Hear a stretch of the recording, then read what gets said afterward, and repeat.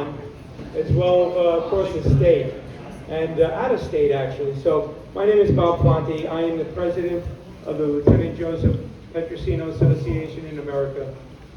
We are honored to have you here today. This is our first inaugural breakfast since COVID, but we have a special twist for it.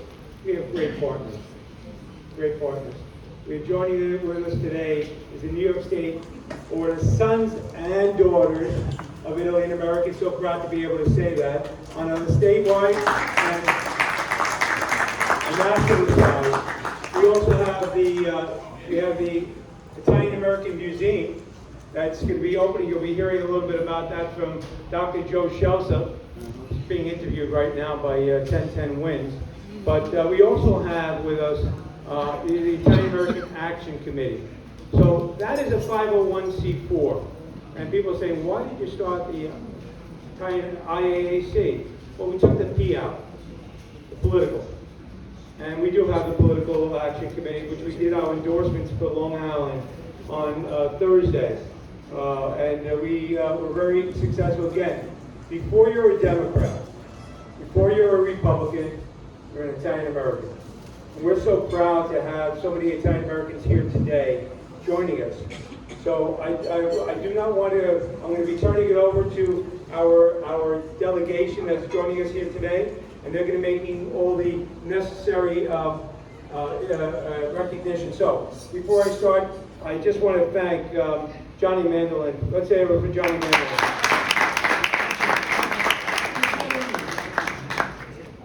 Carol, thank you very much. Let's hear for Carol Dioria.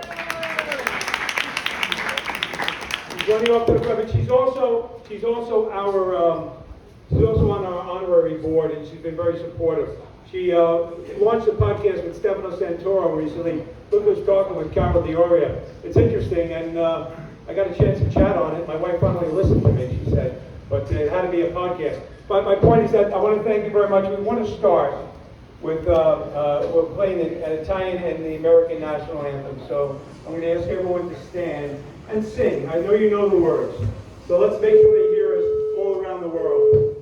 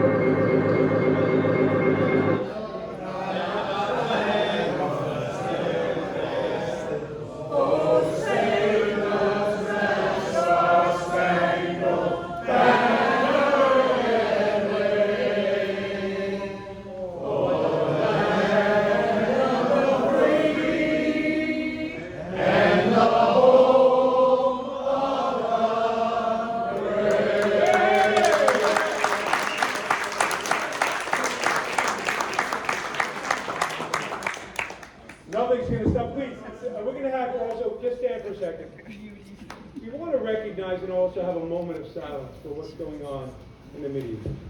And we hope that countries, people, families can unite and find the middle ground. But we also want to recognize those that have been killed, those that are in harm's way. And we also want to recognize our men and women in law enforcement. We're going to be talking a lot about that, not so much today, but on Thursday at our dinner, because I want to recognize those in law enforcement, in the NYPD. Let's just hear it for the NYPD right now.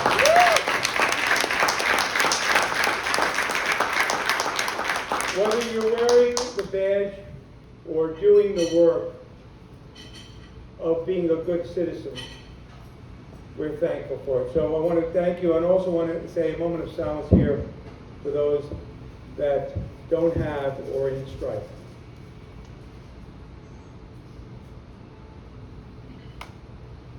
Great. Thank you. Please sit. We're going to go very quickly. We have a very brief program, but it's action-packed.